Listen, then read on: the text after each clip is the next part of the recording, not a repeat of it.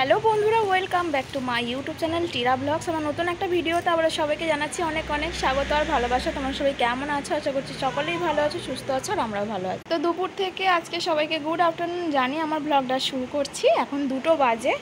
তো 2টোর সময় ওদিকে দেখতেই পাচ্ছিলে যে মা একটু তালের পুরুলি পিঠে করছিল। আমি খেতে ভালোবাসি, বাপিও খেতে ভালোবাসে, তার জন্য আমি বললাম যে একটু তাল যেহেতু রয়ে গেছে কালকে করে, তো আমি ভাবলাম আজকে তাহলে করো, তুমি 2টো নিয়ে চলে যাবে। আজকে মা বাড়ি চলে যাবে, তো মা নিয়ে চলে যাবে আর 2টো রেখে যাবে। তোমার দাদাভাইও ভালোবাসে খেতে।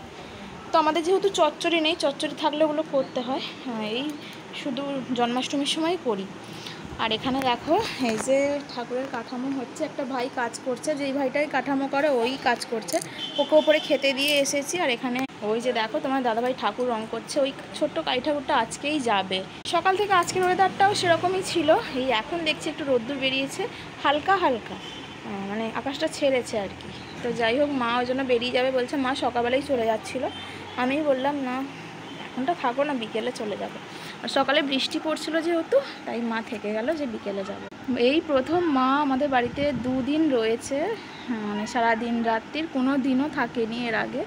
তো ভালোও লাগছে, মা চলে গেলে মনটা ভীষণই খারাপ হবে, কারণ একদিন এলেই আমার মা মনটা খারাপ হয়ে যায়। তো যাই হোক চলো, ওদিকে আমার মেয়েকে একটু খাইয়েছি সকালবেলা ভাত, মানে সকালবেলা বলতে ওই 11:30 নাগাদ। আবারও 2টো ভাত খাওয়াবো, সঙ্গে আমি আমার মা খাবো আর তোমার দাদাভাইকেও খেতে দেবো। স্নান করেনি এখন। আমার মানু আজকে নন জামা পড়েছে, দেখতে পাচ্ছ।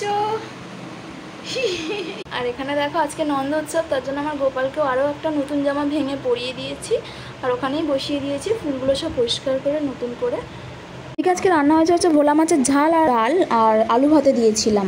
তো ভোলা মাছটা বাপি পাঠিয়ে দিয়েছিল, আর এই যে তরকারিটা দেখতে পাচ্ছি এটা বাপি রান্না করে পাঠিয়ে দিয়েছে। বাপি ভাত করবে বলছিল, আমি বললাম ভাতটা আর করতে হবে না, তুমি তরকারিটা করে নাও। এই মাছগুলো না বাপি জাল পেতে ধরেছে, আমাদের ওখানে বৃষ্টি হয়েছিল তো মাঠে জল জমেছিল, তাই জন্য। তাই ভাতটা তোমার দাদাভাইকে দিয়ে পাঠিয়ে দিলাম আর তরকারিটা নিয়ে চলে এসেছে।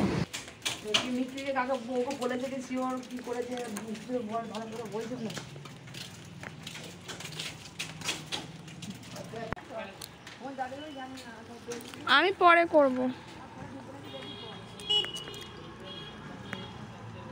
তো বন্ধুরা ওদিকে মা চলে গেল, অনেকবার করে বললাম থাকতে, থাকলো না।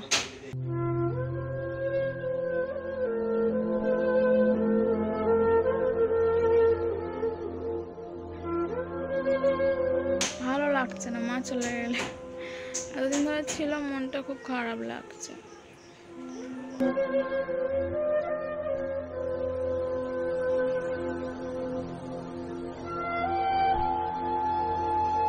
বললাম থাকো, থাকলো না।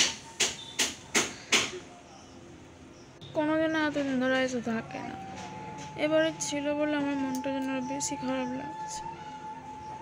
তো যাই হোক চলো, চলে গেলে আর কি করা যাবে। ওদিকে একটু চা করবো, ওই ভাইটা খাবে আর মেয়েটা সমীর কাকার কাছে রয়েছে এখন।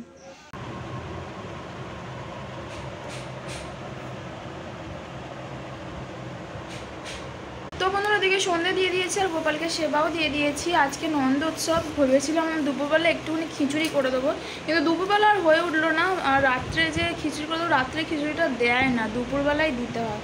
দুপুরবেলা হয়ে ওঠে না বলে রাত্রেও দিইনি। তো যাই হোক, ওকে সন্দেশ আর মিষ্টি দিয়ে সেবা দিয়েছি। এবছরটা তুই একটু কষ্ট করে খেয়ে নে বাবা, ওকে তাই আমি বলেছি। পরের বছর করে দেবো, এবছরটা একটু চাপ ছিল আর বৃষ্টি এক নাগাড়ে পড়ে যাচ্ছে। আর কি বলো তো, ঝড়ে জল পড়ছে, এই দেখো চারিদিকে কি অবস্থা। মনে একটুও শান্তি, যতদিন না ওপরে প্লাস্টিকটা দিতে পারছি ততদিন শান্তি হচ্ছে না। তো যাই হোক, একটু রোদ্দুর না বেরোলে হবে না, কারণ টালি রসে আছে, টালি পা দিলেই টালি ভেঙে যাবে।